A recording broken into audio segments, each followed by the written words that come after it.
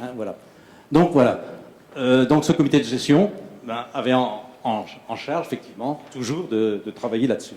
Et puis en 2012, finalement, étude d'un sage. En 2014, vous voyez, création du parc naturel régional du golfe du Morbihan.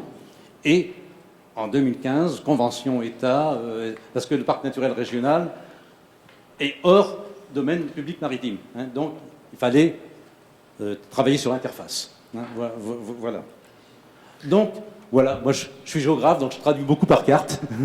Donc vous voyez, la cacophonie, ça c'est une carte, je dirais, cacophonique des problématiques de ce territoire en 1997, par exemple. Hein. Et c'est pour ça que... Bon, alors, ça a été évoqué aussi tout à l'heure, des éléments dits arbitraires ou d'autorité.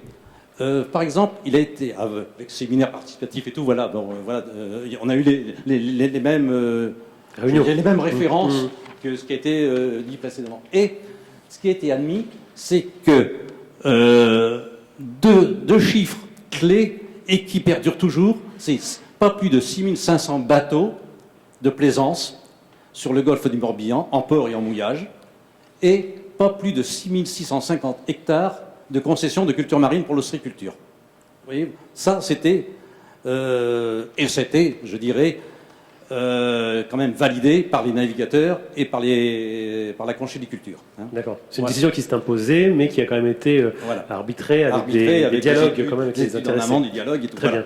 Voilà. Et ça, en Alors, fait... il nous reste une minute, Jean-Claude Renaud, pour terminer. Voilà, c'était ces problématiques-là.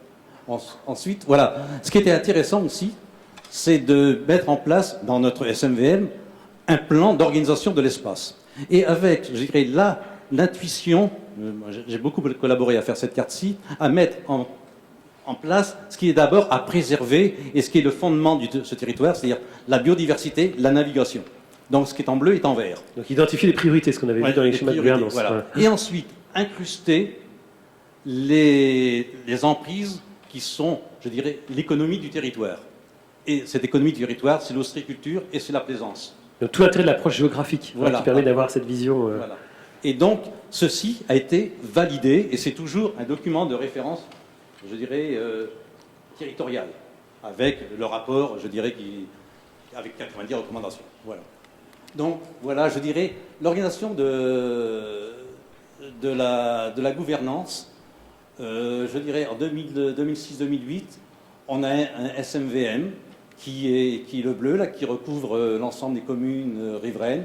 On a 3 SCOT, dont, vous voyez, et les SCOT n'ont pas de volet maritime. Hein. Les élus ne revendiquent pas, parce qu'en fait, c'est difficile de partager ce qui a été mis de façon absolue. Hein. Donc voilà, ça c'est aussi quelque chose d'intéressant. Mais dans la gouvernance, les SCOT font partie, je dirais, du comité de gestion. Hein. Voilà. Et puis on avait une réserve maritime de chasse aussi, là, qui était, et de faune sauvage, qui est aussi quelque chose d'intéressant, puisqu'on a les moyens, je dirais, de police de l'environnement sur ce territoire, qui n'existait pas avant. Hein, voilà. Ensuite, effectivement, on essaye d'harmoniser les choses en 2010 avec le comité de gestion. Et en 2015, on a ce système-là de participation des différentes structures terre-mer. Hein, voilà. L'organisation de la gouvernance, qui est, je dirais, je pense que ça sera le dossier sera mis en communication au sein de... Tout à fait, oui. Voilà. Oui. Et donc, effectivement, le pavé comité de gestion, qui travaille avec le pavé parc naturel régional, et ensuite des groupes de travail qui existent depuis le début et qui ont été confiés à des élus. Ces groupes de travail ont été confiés à des élus et avec une assistance technique, soit des techniciens des collectivités ou de l'État, en fonction des choses. Et le SAGE, je dirais, qui est au milieu, qui est l'élément de régulation du territoire, et le territoire de Scott, qui font partie, et partie prenante de ces... Voilà, donc ce qu'on peut dire, c'est une approche frontale avec ces différents éléments qui ont été abordés de front, ce qui permet aussi de réunir des acteurs qu'on retrouve d'ailleurs dans différentes... Voilà. C'est un peu les mêmes. Hein, voilà, c'est ce qui est intéressant, c'est que on a à peu près, comme on dit toujours, un éventail de 80 à 120 personnes à géométrie variable en fonction des territoires, des acteurs, qui permet effectivement, tout le monde se retrouve. Et lorsqu'il y a des mouvements, des élections et tout, il n'y a pas de, je dirais, de rupture. Il n'y a jamais de rupture. Il y a toujours une certaine continuité qui se... Alors Jean-Claude Rogny, il a fallu amorcer cette démarche. Quels sont les facteurs de réussite qui pourraient nous éclairer pour ce qui est de la réflexion du lac Léman? Concernant notre territoire, puisque la légitimité est reconnue des différents partenaires, c'est le préfet, puisque c'est lui qui a coordonné l'ensemble des travaux sur cet espace maritime et littoral. Ensuite, des partenaires qui sont impliqués dans les groupes thématiques, présidés par des élus et au comité de gestion, instance de débat des membres et de décision. Voilà. Donc, dans les groupes thématiques, on débat d'un certain nombre de sujets. Bon, par exemple, je donne un exemple. Il avait été défini dans notre rapport SMVM la possibilité d'un port à sec. Mais effectivement, il n'en était jamais question. Et à un moment donné, il y a 2 ans, un projet a surgi. Ce projet a été débattu dans le groupe de travail activités nautiques et accès à la mer. Et pour différentes raisons, ce port à sec par rapport au projet initial qui a été présenté, a été modulé, modifié, et on en est, je dirais, à un projet qui était assez contraignant, est devenu un projet qui s'insère dans le territoire. Donc ça, c'était quelque chose d'intéressant. Donc associer toutes les représentations sociétales du territoire, j'espère, c'est ici, je dirais, c'est ce qui se passe aujourd'hui.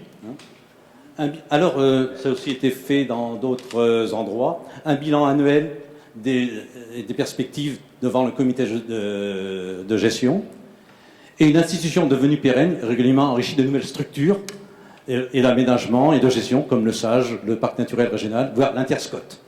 Voilà. Très bien, ça nous a permis de découvrir la démarche. La première action, à votre avis, Vital, vous qui avez connu les premiers pas en un mot vraiment, qu'est-ce qui a été l'élément déclencheur dans votre souvenir qui a permis d'aller vers la bonne direction?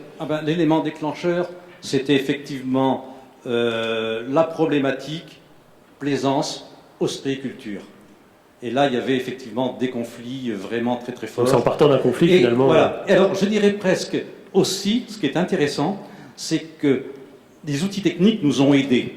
En fait, ce qu'on appelle le SIG, Système d'information géographique, nous a permis de lever un certain nombre de conflits physiques, parce qu'en fait... en les couchant sur la carte. Parce qu'on s'était aperçu que des parcs avaient été délivrés par une instance, mais par des systèmes de géométrie haute, le clocher, enfin les points de repère comme ceci, et des structures d'autorisation de mouillage par d'autres instances, mais avec des approximations de ces structures-là. En calant déjà les 2 géométries, on s'est rendu compte que si on pouvait déplacer les uns par rapport aux autres, on réglait un certain nombre de choses. Si on mettait des chenaux là où il fallait, on a accédé au rivage. Ouais.